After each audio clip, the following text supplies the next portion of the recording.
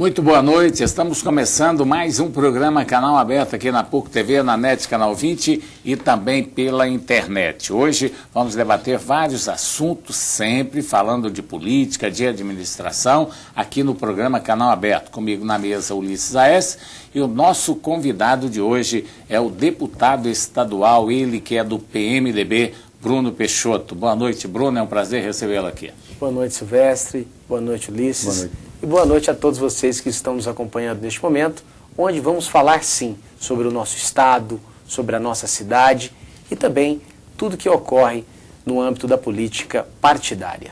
Tá certo. Boa noite, Ulisses. Boa noite, João Silvestre. Boa noite também para o deputado Bruno Peixoto e boa noite especial para você, telespectador do programa Canal Aberto aqui na PUC TV. Pois é, o ano de 2013 começou na Assembleia Legislativa e começou quente, né? O pessoal querendo fazer CPI, a oposição querendo fazer CPI, quando tudo estava praticamente certo que teríamos a CPI, alguém retirou a assinatura. Esse alguém que até agora eu não sei quem, não sei se o deputado sabe, né? Ou um ou mais deputados retiraram a assinatura e a CPI virou pizza antes mesmo de começar, porque no final a gente sabia que ia virar pizza, né? Como as demais, como a maioria. Por que não tem CPI lá na Assembleia Legislativa? João Silvestre, Ulisses e a você, telespectador. Posso lhe assegurar, tranquilamente, o PMDB, os deputados do PMDB, nenhum destes retiraram a assinatura. O que ocorre? Nós temos, a oposição apresentou 3 CPIs. A CPI do Rodovida, a CPI da Segurança e a CPI da Saúde. A CPI do Rodovida foi apresentada pelo deputado Luiz César Bueno, que quer verificar os recursos, a aplicação dos recursos, porque é público e notório o número de rodovias que possuem buracos, quase que intransitáveis, sendo que o Fundo do Transporte fora criado. Nesta CPI, um deputado do PMDB não assinou, porque ele entende que o governo efetuará um trabalho em cima das rodovias e utilizará essa CPI para dar a este condições, inclusive de palanque, para mostrar os seus atos. Então, o motivo esse. Porém, conseguimos 15 assinaturas. A CPI da Saúde... Qual foi esse deputado que não assinou? O deputado que não assinou foi o deputado Luiz do Carmo, por questões de convicções políticas pessoais. Então, ele não assinou. Não é porque ele é mais independente, não, em relação ao partido e a princípio acharia ou acha que essa CPI seria de forma um instrumento político, ou seja, para politicagem contra o governo? Correto. Este foi o entendimento do deputado Luiz do Carmo, deputado que nós respeitamos, que é oposição, só que ele entende, e hoje eu acredito até com uma certa razão, que a sua visão tem uma visão predominante dentro da bancada de oposição, onde o governo possui o recurso, e este recurso será aplicado nas rodovias, podendo usar essa CPI, inclusive de palanque, para divulgar as obras que estão sendo realizadas. Então ele não assinou no intuito de sair o tiro pela culatra, fazer algo que poderia dar um desgaste para o governo, e o governo vindo do lado de lá com uma gama de trabalho de execução de obras muito grande. Então ele fez prudência. E hoje essa tendência dele, ela ganha corpo dentro da bancada de oposição, a visão do deputado Luiz do Carmo. Mas, repito, nenhum deputado do PMDB retirou a assinatura. Nós tivemos a CPI da Saúde, apresentada pelo deputado Francisco Geda, juntamente com o deputado Mauro Rubens, que nós tivemos aí inúmeras falhas. 2 anti-Marconi plenos, né? Muitas, 2 anti-Marconi, correto. Geda, muito ligado ao CIDS, e Mauro Rubens, de uma tendência muito grande, muito forte, petista, que vai para o confronto diariamente dentro da Assembleia com a atitude que o governo propõe, seja qual for. Então os dois apresentaram, mas com o propósito de verificar o hospital de urgência e as OSs. Pois hoje se o telespectador não sabe, você que está aí na sua casa, hoje as OSs, essas organizações sociais, elas estão gerindo o Hugo, o HDT e outros hospitais que também estão sendo preparados para gerir. Em relação ao senhor acha que essas OS são prejudiciais, ou seja, estão fazendo uma política errada em relação à administração, por exemplo, do Hospital Geral de Goiânia e de outras unidades de saúde, senhor? Ulisses, eu não vou aqui usar de hipocrisia. Mesmo sendo oposição, nós reconhecemos que as OS estão fazendo um bom trabalho. Mas a qual custo para a população o bom trabalho? Porque houve uma redução dos leitos, houve uma redução para dar uma melhor qualidade, isso houve. E o recurso que era gasto antes, continua sendo gasto agora. Então houve uma redução no número do trabalho e não houve uma redução do dinheiro aplicado. Mas houve uma melhoria, como o senhor disse, aí na qualidade do é o que nós estamos atendimento, dizendo. Né? Houve uma melhoria na qualidade do atendimento porque reduziu. Certo. Mas só para ter uma ideia... Porque então nós temos que analisar se com esse recurso seria ou não possível dar um atendimento de qualidade. Eu não sei se o senhor está a par, por exemplo, dos números, porque para o telespectador fica estranho, né? Ah, reduziu o número de leitos e os custos permanecem os mesmos. Só para o telespectador ter uma ideia, uma noção clara, se essa assertiva é de fato verdadeira. Quantos por cento foram reduzidos os leitos? Para se ter uma ideia, para ver se esse recurso realmente continua os mesmos. É essa a análise que a CPI quer fazer. Quer fazer se houve vantagem. Mas não é fácil fazer sem CPI, não. É só pegar o que se gasta a receita ali e a quantidade de leitos que tinha. Mas ela vai simples. Um pouco mais além, Ulisses. Nós não estamos falando apenas de um item a ser analisado. Hoje, nós, deputados, solicitamos os documentos. E estes documentos que devem ser públicos não chegam até nós da oposição. Quer dizer que não estão sendo públicos os documentos. Não estão sendo públicos. E a CPI, ela tem a força e o instrumento da diligência de requisitar, inclusive com apoio judiciário, caso haja necessidade. Então a CPI ela tem instrumentos necessários para captação de documentos, e inclusive a CPI ela tem a autonomia por parte do presidente da casa, que tem que ter essa autonomia e independência até para contratar técnicos capacitados, caso haja necessidade. Cito estes, economistas, administradores, para fazer uma análise mais completa. Mas estou também falando de outros pontos. Nós temos aqui na região norte, no nordeste do nosso estado, que houve o compromisso do atual governador em promover os hospitais regionais e que não houve a promoção. Então nós temos sim que nos unir à oposição e uma CPI destas, nós não podemos chegar a tal ponto de dizer que o culpado é Goiânia. Aí eu digo a você, a oposição não tem maioria na Assembleia. Então serão 5 membros. 3 destes do governo e 2 da oposição. O que fica estranho, deputado... Não, o estranho seria o resultado dessa CPI, porque ao findar dela, não tenho dúvidas. Goiânia seria culpada. Aparecida seria culpada. Eu não sou contra nenhuma CPI, até porque eu acho que CPI, se ela for bem feita, não for mal feita igual essa CPI, aquela vergonhosa CPI do Cachoeira no Congresso Nacional, que gastou milhões de dinheiro do bolso do contribuinte e se transformou em 2 laudas, 2 páginas, que depois nem sequer foram mostradas para a sociedade. O que eu acho estranho é o seguinte, por exemplo, o município de Goiânia tem problemas gravíssimos em relação aos CAIs, aos CIANs, aquela coisa toda, ou seja, no seu mecanismo, no seu setor de saúde. E eu não vejo, por exemplo, o PT, nem o PMDB, buscarem, por exemplo, 6, que no caso das prefeituras são 6, são comissões especiais de inquérito, para ver esses problemas. Mas eles querem ver esse problema no âmbito do Estado, ou seja, aí nesse caso eu acho que já é politicagem.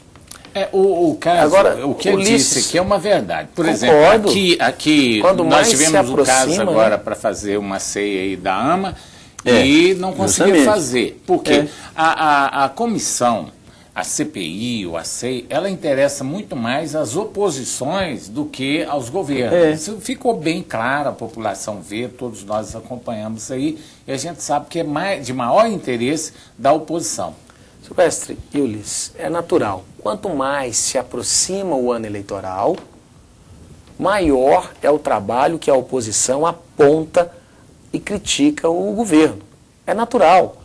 Você vai dizer para mim, Bruno, a CPI, ela é uma CPI política, ela é uma CPI séria, tenta buscar resultados, mas é claro, os seus integrantes, os seus personagens, são políticos, são deputados.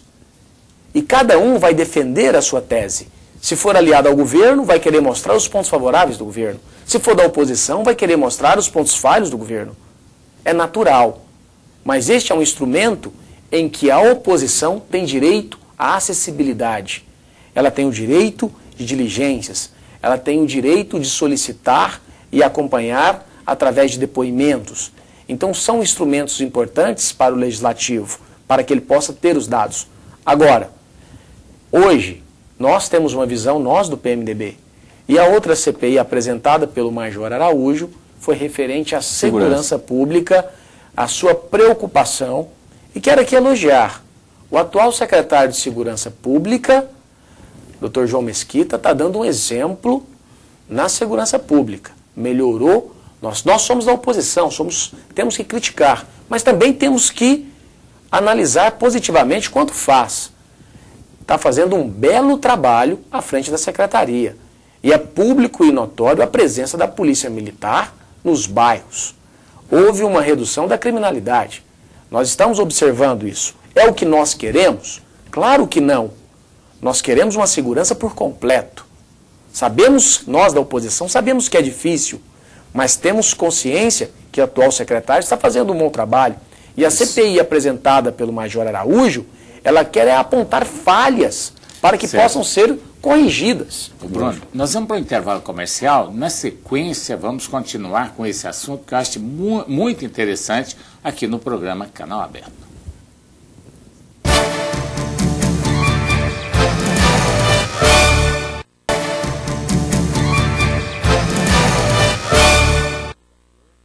Bom, estamos de volta com o programa Canal Aberto aqui na PUC TV, na NET Canal 20 e também pela internet. Estamos conversando com o deputado estadual Bruno Peixoto, ele que é do PMDB, e falando sobre a atuação na Assembleia Legislativa. Mas, deputado, o senhor vai continuar tentando, juntamente com seus companheiros de oposição, emplacar a CPI ou alguma CPI lá na Assembleia Legislativa, ou vai desistir de vez dessa história? Não, nós não vamos desistir. Até mesmo porque o nosso trabalho é o trabalho este de mostrar à população. Nós somos oposição não ao Estado. Nós queremos o melhor ao Estado. Nós somos oposição ao governo que aí se encontra, que fez sim inúmeros compromissos para com a sociedade e até o momento não tem honrado e cumprido. Por exemplo, não tem como, então, PT, PMDB, ir lá no Ministério Público denunciar essas OS, essas coisas todas? Em relação a esta... Porque, por exemplo, eu estou dizendo no caso de saúde específico, depois tem o caso de segurança, tudo. Por quê?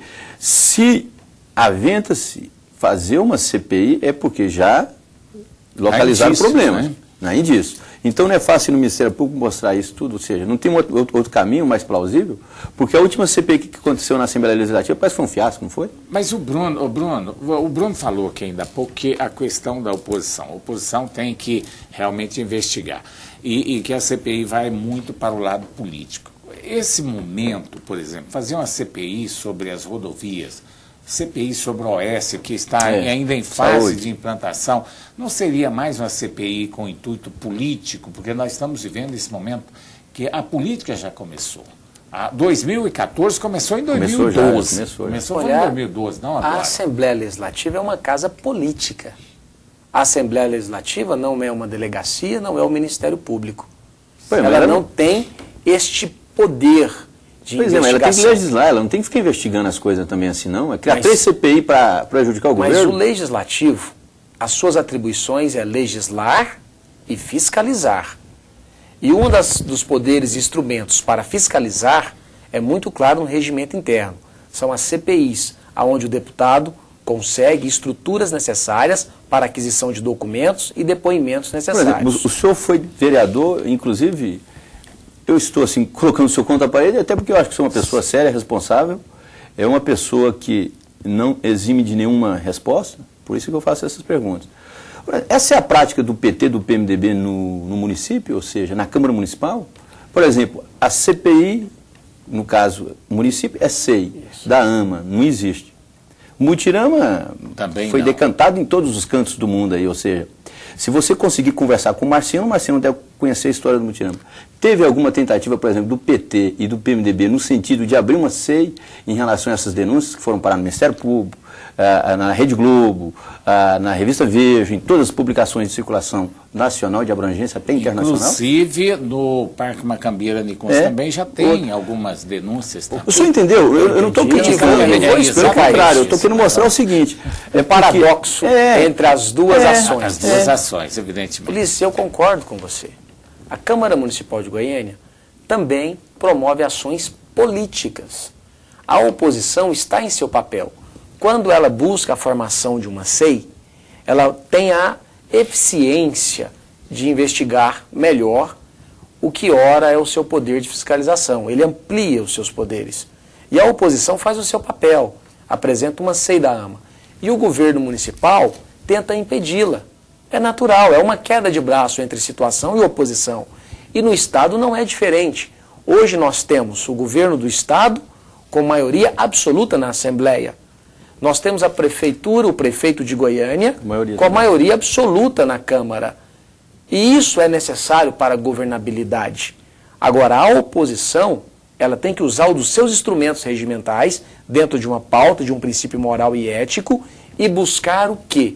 Mostrar as ações do governo que não vem dando resultado positivo. A oposição na Câmara não está cumprindo o papel como na Assembleia? A oposição na Câmara está cumprindo o seu papel. Ela já poderia ter pedido uma SEI também da dengue, já que Goiânia a coisa está tão feia. Depois nós podemos até falar sobre a dengue. Vamos falar sobre a dengue. Mas é uma questão que sim, a oposição poderia estar fazendo-a. Por quê? É uma ação política, mas que existe todo um procedimento fiscalizatório por conta de um fato que está acontecendo em nossa capital. O que levou o alto número de dengue em nossa cidade? Os motivos. Agora, o vereador, para ter estes instrumentos, ele tem que ter um poder de fiscalização. Deputado, o senhor falou várias vezes, então, política. Agora, na realidade, eu acho que a política ela deveria não ser vista, a SEI, como a CPI, como um fato político. Deveria ser um fato mesmo mais administrativo, mais de fiscalização, interno. com mais objetivo, né? Objetivo de quê? De esclarecer se aquela obra está devidamente regularizada. Mas o que nós temos sentido, deputado, é que, na verdade, há mais interesse político do que na realidade. Porque, na verdade, sabe o que acontece? Os fatos em si. Esses conteúdos que geralmente são surtidos, são oriundos dessas CPIs, dessas SEIs, servem apenas para abastecer conteúdo de redes sociais, briga entre jornais, emissoras de televisão e de rádio, aquela coisa. A disputa política. Aí fica a oposição tentando, no caso, assim, ela querendo defender e a situação batendo. E nos casos, nós colocamos aqui que o prefeito tem a maioria na Câmara e o governador tem a maioria na Assembleia. Então é a situação na Assembleia que é, em parte, vinculada ao governo e a situação na Câmara que, em parte, ela é vinculada ao prefeito. Então fica aquela coisa. Aí a oposição ela fica tentando apagar um incêndio que a situação num estágio, vamos dizer aqui, no caso, o Estado tenta demonstrar o contrário, não é isso? Sem sombra de dúvida. Ou seja, que é tudo cruzado. Uma ação política. São instruções, são instituições políticas. Nós estamos falando de deputados e vereadores. Nós estamos falando de delegados, policiais e promotores ou procuradores. Então nós precisamos ter esses instrumentos. São ações políticas. Aí você poderia me dizer, Bruno, e essas ações políticas não poderiam ser feitas pelas comissões temáticas? Vamos supor, as escolas, inúmeras escolas estaduais que estão aí deixando a desejar na sua infraestrutura. A comissão não poderia ir lá investigar o porquê que aquela escola está de jeito? Claro que poderia. Nós temos hoje o presidente da Comissão de Educação é Francisco Geda, da oposição. A Comissão de Obras é o Carlos Cabral, da oposição. Então existem ações que nós poderemos sim ativar e poderemos pensar. Eu hoje tenho uma visão que nós temos sim que analisar cada CPI. Nós não podemos fazer com que a CPI seja transformada num instrumento político para palanques. Que nós estamos vendo muito isso. O presidente e o relator buscam aparições na mídia para tentar aí espaços nos meios de comunicação. Nós observamos isso. E o findar dela? Será que é um findar que a sociedade espera que sejam resultados plausíveis? Ou será que são ações políticas no decorrer Eu queria fazer dela? só uma pergunta para o senhor, porque essa pergunta eu vou fazer para o senhor, porque o senhor é deputado, é um político sério, como eu vou refrisar aqui, mas eu conheço você, telespectador, você sabe que geralmente a resposta nem sempre é a sua resposta, porque eu converso demais com a população, com os telespectadores, com as pessoas, tudo. O senhor acredita em CPI? Tendo em vista essas experiências que nós temos tido? Eu já participei de várias CPIs, Não, já participei de SEI, já participei de CPIs.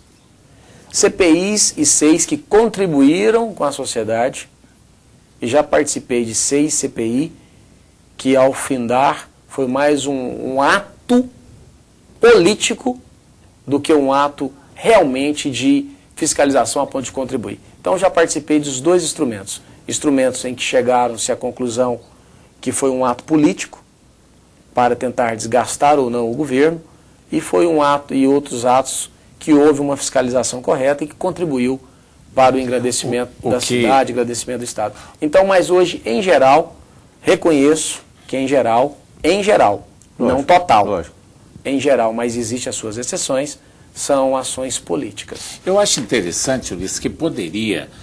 o deputado ele pode, o senhor disse que determinadas escolas estão mal, né? O senhor poderia chamar um colega e ir lá numa determinada escola fazer uma denúncia, né? Essa escola está funcionando de maneira irregular, o teatro está caindo, isso que está sujo, é uma coisa. Agora, eu vejo a CPI como uma procura para incriminalizar e desmoralizar o governante. Não estou falando do governador, não estou falando do prefeito, estou falando do governante em si. Então, o que faz-se uma CPI? Não, vamos tentar pegar de qualquer maneira aqui alguma coisa errada para nós detonar com o político. Quer dizer, às vezes ela trabalha muito mais como investigativa, com o poder de polícia, do que contribuir para a sociedade. Porque eu acho que a partir do momento que o senhor chega em um determinado colégio, vai lá, faz uma fiscalização, mostra o desmando, mostra a situação em que o aluno está, talvez a contribuição seria muito maior do que uma CPI, né, que vai procurar o foco, onde foi o dinheiro e tal, e na verdade... Eu concordo com você muito, né? Que uma comissão dessa, teoricamente, teria um poder muito maior de solução do problema. Só que o Ulisses respondeu no início. A imprensa busca a CPI. Então a imprensa traz a notícia da CPI, aonde uma ida de uma comissão dessa não seria tão motivador. Olha que seria, hein? Para a imprensa. Mas nós podemos fazer um teste nisso. Eu acho que as comissões na Assembleia e na Câmara poderiam ser mais aproveitadas. Seriam os instrumentos aonde poderia sim contribuir muito para com a sociedade. Agora, as comissões poderiam ser mais aproveitadas. Agora, eu acho, por exemplo, se tivesse condições de fazer uma CPI independente, ou seja, aí aquela coisa, essa instituição não existe ainda no Brasil. Você pegar o Ministério Público, você pegar a Ordem dos Advogados do Brasil, você pegar, vamos dizer, o CREA, que mexe com infraestrutura, essa coisa também, com predial, tudo. Você pegar entidades representativas aí e fazer uma, ou seja, para tirar esse sentido político, talvez, eu acho que ela teria uma eficiência 1000 vezes maior, porque são entidades sérias também e entidades que têm, vamos dizer, às vezes até o interesse em contribuir. Agora, o problema é que quando a gente pega e fala, o senhor mesmo falou, quando é que uma CPI dessa vai passar na Assembleia se o governo é a maioria? Verdade. Não é? Nós vamos saber como será o final dela, por quê? O governo é maioria. Nós apresentamos uma CPI da saúde e já estou lhe falando quem será o culpado no final, a Prefeitura de Goiânia, de Aparecida e de Anápolis. Porque o governo tem a maioria. Então nós temos que analisar politicamente a situação também. Lógico. Tá certo. Nós vamos para o intervalo comercial, daqui a pouco estaremos de volta conversando com o deputado estadual Bruno Peixoto.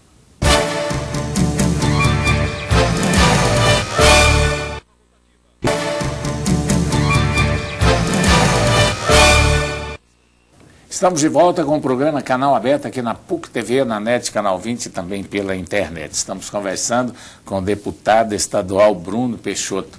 Bruno, o papo aqui está meio forçado, né? Assim, meio custoso aqui, porque nós estamos falando de CPI E, na verdade, a grande preocupação da CPI é o resultado. Então, eu acho que a CPI nem merece nós ficarmos aqui debatendo a CPI com tantos outros assuntos interessantes.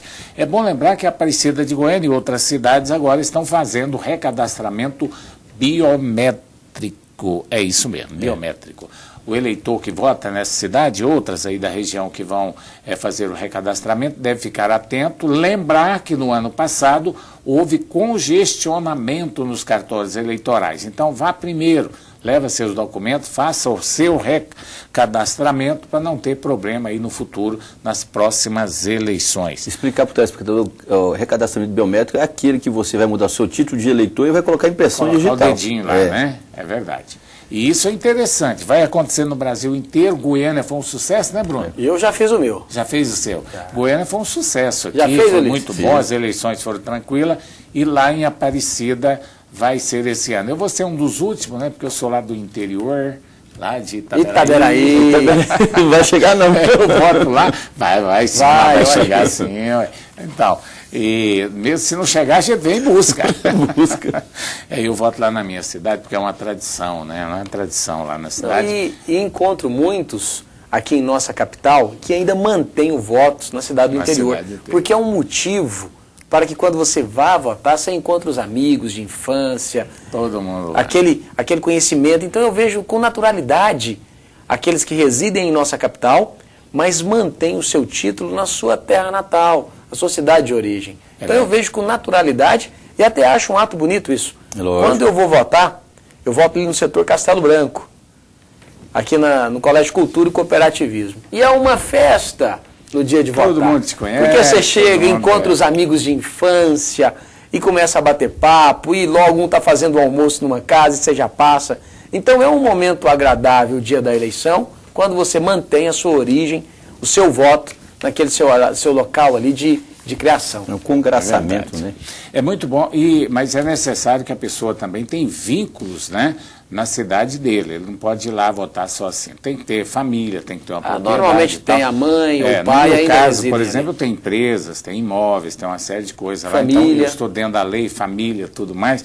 Então, eu estou dentro da lei, né? Eu posso optar lá ou aqui. Prefiro ir lá porque lá são menos eleitores, então a Você gente é mais tem valorizado, mais valorizado lá, se bem que não tem isso no voto, né? Todo voto é igual no Brasil inteiro. Mais valorizado, a gente diz, como amigo, né? É os políticos saberem pelo nome. Esses dias chegou um amigo meu, Ulisses, para mim e falou: Bruno, você sabe por que eu gosto de lhe acompanhar e voto em você? Eu falei: por quê? Ele falou: são vários os motivos, mas vou te falar o que mais me agrada. Eu falei: qual é? Você sabe o meu nome. Isso é importante. Então eu percebi isso, eu falei: Ulisses, olha, o eleitor ele quer ter um relacionamento próximo com o político. E o senhor tem essa preocupação? O senhor conhece boa parte dos eleitores do senhor? Conheço. Conversa com eles? Conheço. Ulisses, eu tenho um trabalho diferente. Permita fazer uma propaganda. No ano de 2001, eu montei um cursinho preparatório de vestibular. Chama Cursinho Solidário. E até hoje ele funciona e eu sou o coordenador do cursinho. Antes de eu ser político. Totalmente gratuito, ninguém paga nada. E poucos sabem, eu não uso isso politicamente. Eu tenho 2 escolas de informática totalmente gratuita, ninguém paga nada.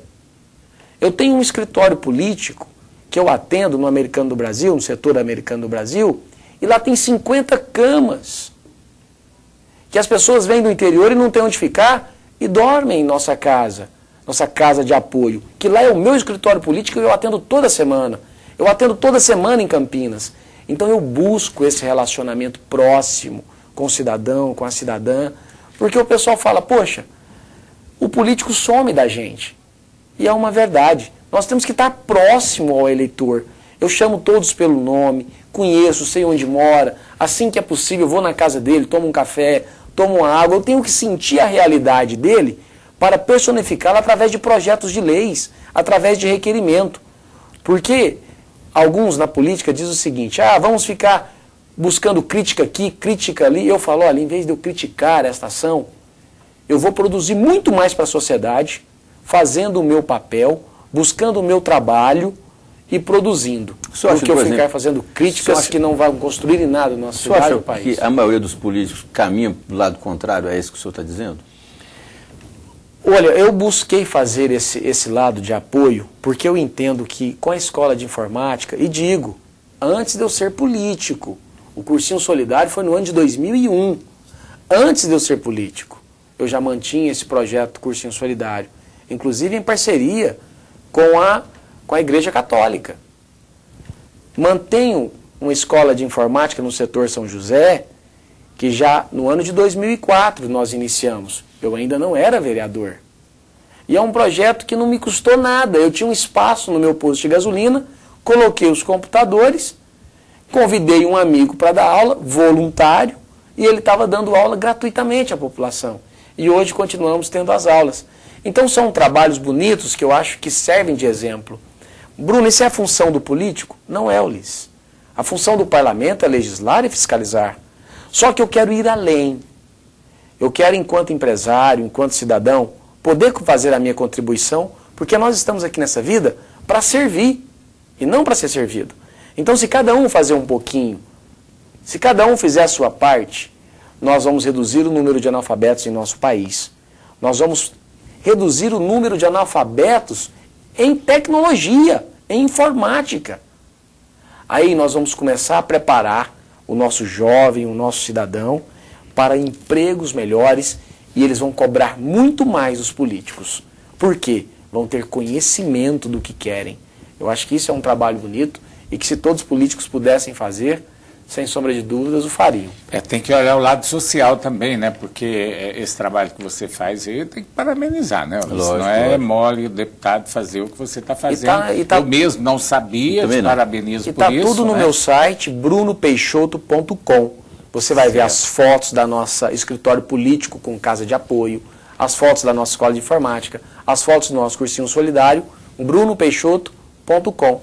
E é um trabalho social que eu paro, sim, todo período eleitoral eu suspendo todas essas ações. Por mais que não sejam vinculadas diretamente a mim, mas eu suspendo todas. É o único período em que se para, durante o período eleitoral, até mesmo por conta da legislação. Eu vou colocar um outro tema aqui, Ulisses. Vai começar agora, no mês de abril, a discussão sobre a reforma política lá no Congresso Nacional. Você acredita nessa reforma? Os pontos são os seguintes: financiamento público de campanha, federações partidárias, redução da cláusula de barreira, também fidelidade partidária, fim de reeleição, Caixa 2, são alguns dos assuntos que vão ser colocados em pauta lá. Esse é um tema bonito e necessário. Primeiro, sou totalmente a favor do financiamento público. Aí você vai dizer, Bruno, mas o custo vai ser maior. Pelo contrário, hoje com o financiamento privado, o político fica dependente de uma situação como uma empresa. Ele fica refém de uma empresa. Por quê?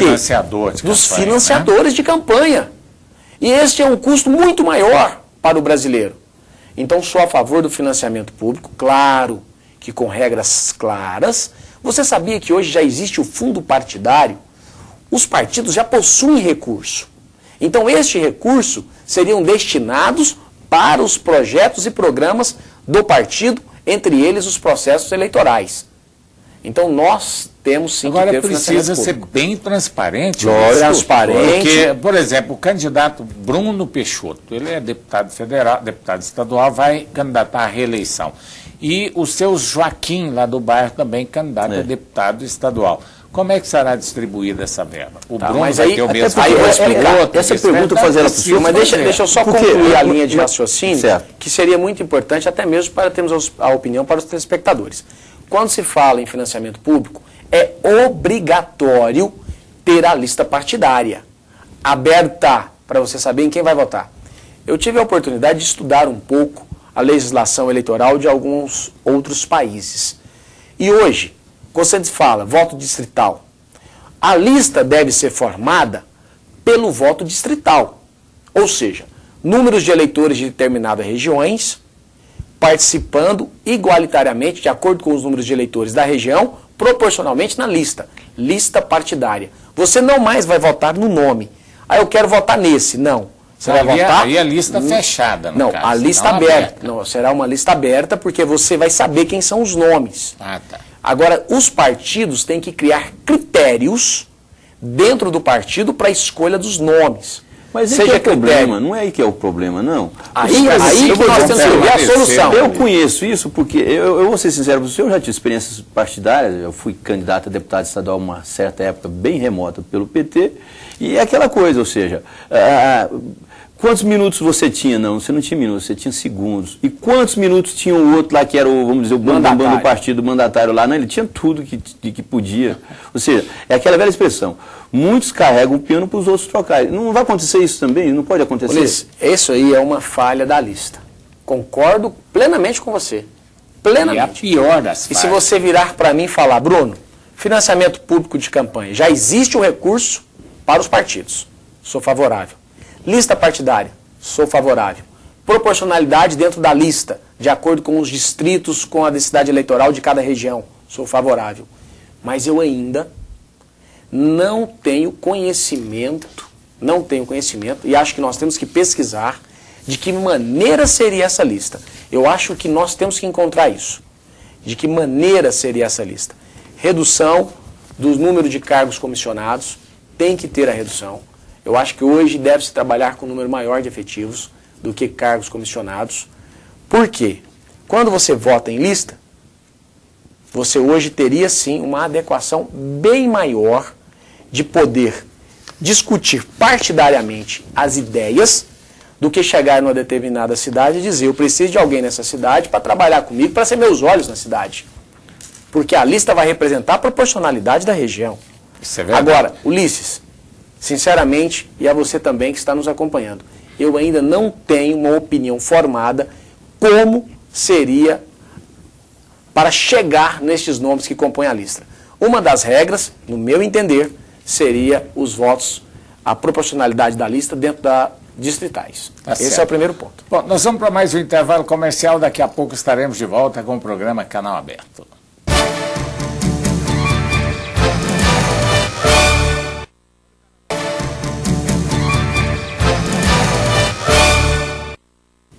Estamos de volta com o programa Canal Aberto aqui na PUC TV, na NET, Canal 20 e também na internet. Na internet é no www.puctvgoias.com.br.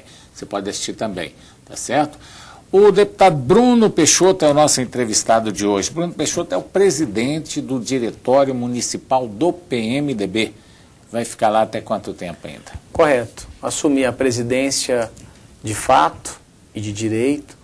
Estamos fazendo um trabalho, já reuni com alguns integrantes da executiva, estamos fazendo uma linha de filiações, estamos colocando as contas em dia do Diretório Metropolitano. Hoje nós não estamos no vermelho, estamos com uma conta positiva, estamos promovendo filiações e cito aqui, vou falar em primeira mão, primeiro, vocês serão os primeiros a saber. Fiz uma ligação hoje para o presidente da Ordem dos Advogados do Brasil, Henrique Tiburcio, que tem um nome forte perante a sociedade, possivelmente até pronto para uma disputa de deputado federal, e nós iremos em bancada dos deputados estaduais e vereadores convidá-lo para filiar-se ao PMDB. Então existe predisposição dele ser filiado? Já. Falei com ele, ele não mostrou nem que sim e nem negou. Então ele não mostrou uma predisposição a filiar-se, mas também não negou, e eu também não o fiz oficial. Eu apenas sondei a possibilidade de nos receber para uma conversa política partidária. E o mesmo se dispôs em nos receber. Então, no mínimo, abriu as portas para o diálogo. É o que nós precisamos.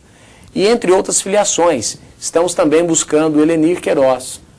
Hoje todo mundo sabe, conhece o trabalho dessa mulher. Presidente da CIEG, isso, presidente da CS, da Associação Comercial. Nós vamos buscá-la, já liguei para ela para buscar o diálogo, e também mostrou com as portas abertas para uma possível diálogo partidário. E não tenho dúvida que é uma mulher que dá exemplo e tem tudo para ser uma deputada estadual ou federal e contribuir para com a sociedade.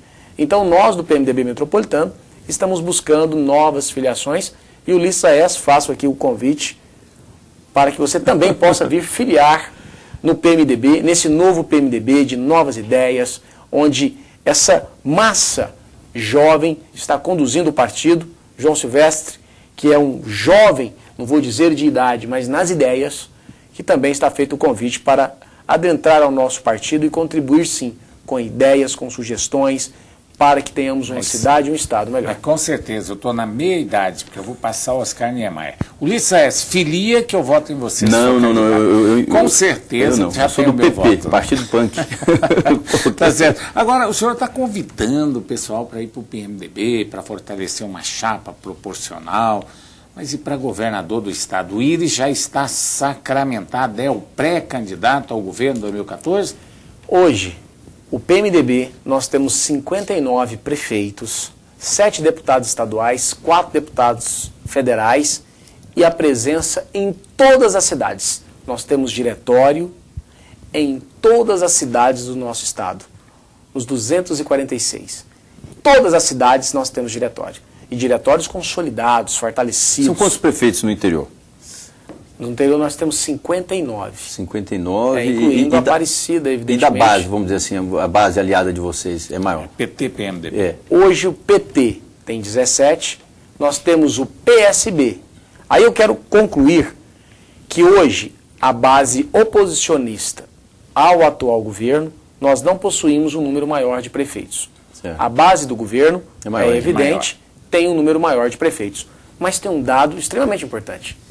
Nós temos nossas prefeituras somadas da oposição, temos 70% do eleitorado. Aí nós estamos falando de Goiânia, estamos falando de Anápolis, estamos falando de Aparecida. Aparecida de Goiânia.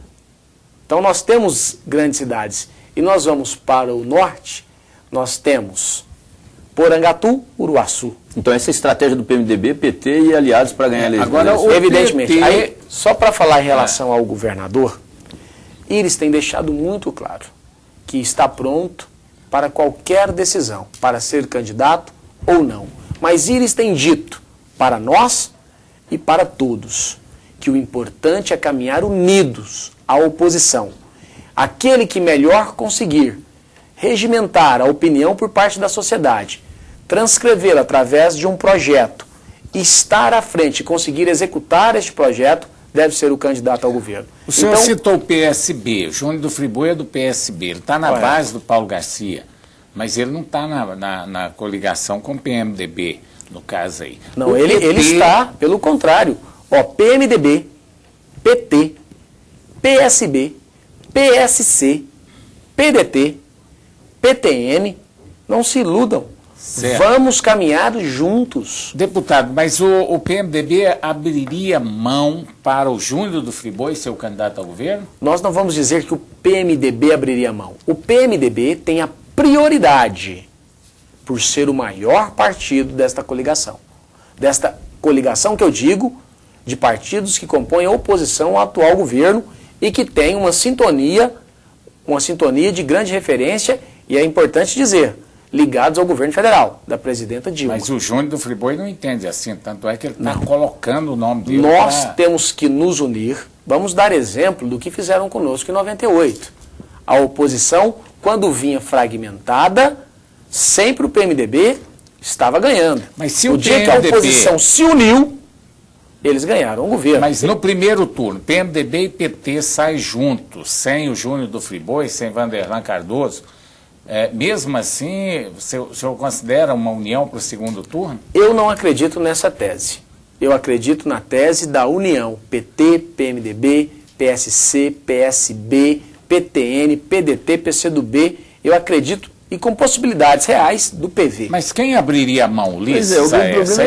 Aí está na hora, porque está na hora de não ter projetos pessoais. Eu lembro que o senhor, quando houve, por exemplo, o princípio dessa coalizão entre PT e PMDB na capital, o PMDB apoiar o PT, o senhor do PMDB, o senhor mesmo no programa aqui, o senhor mostrou-se um pouco reticente em relação a isso, achava que o PMDB deveria lançar candidato próprio, tudo. Bom, aconteceu que o Íris e o Paulo Garcia, pelo que me parece, pregaram e acordaram na época. Agora é o contrário, né? Agora é o PT que provavelmente, segundo o acordo que foi feito, vai apoiar o PMDB. E, logicamente, isso não pode ser contra. Mas a Marina diz mas, que não tem justamente, mas o Rubens Ottoni, a Marina e outros políticos do próprio PT acham que é o contrário. Acham que o PMDB é que deve apoiar o PT na cabeça de chapa. Olha, o que eu digo é que nós, do PMDB, temos a prioridade E o senhor falou que é prioridade, né? de lançar o candidato, porque somos o maior partido. Mas nós não estamos prendidos por vaidades. O PMDB hoje, nós teremos o melhor para o nosso Estado. Quer dizer que o PT pode ser a cabeça nessa coalizão? O PT pode ser a cabeça. PSB, PSC.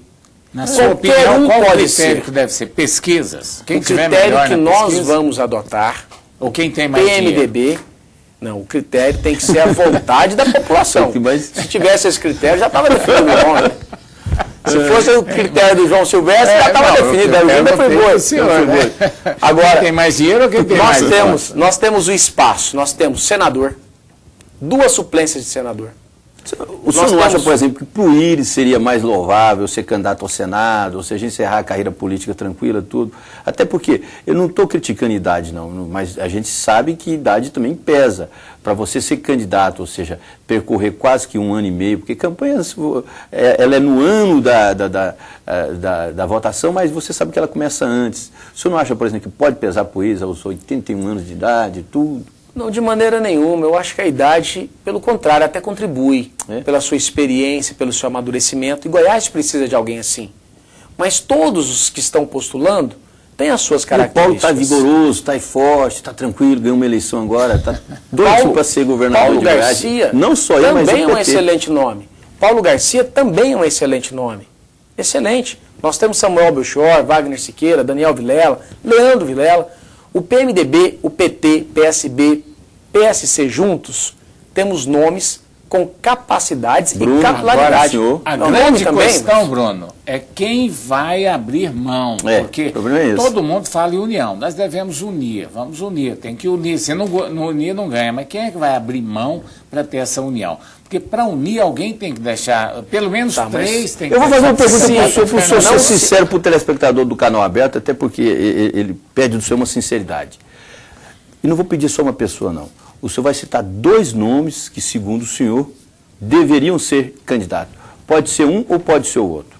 2 dessa coligação que o senhor citou aí, PSB, PT, PMDB, 2. Permita-me citar 3. Não, 2 só. 3 vai citar todos. 2. Eu acredito que Íris e o Paulo. E Paulo Garcia. São 2 excelentes nomes. Tá certo. Bruno, agora eu não tenho uma notícia boa aqui, não. Nós estamos terminando o programa. Tá tão bom o papo aqui, mas o tempo não para, né, Luiz Aécio?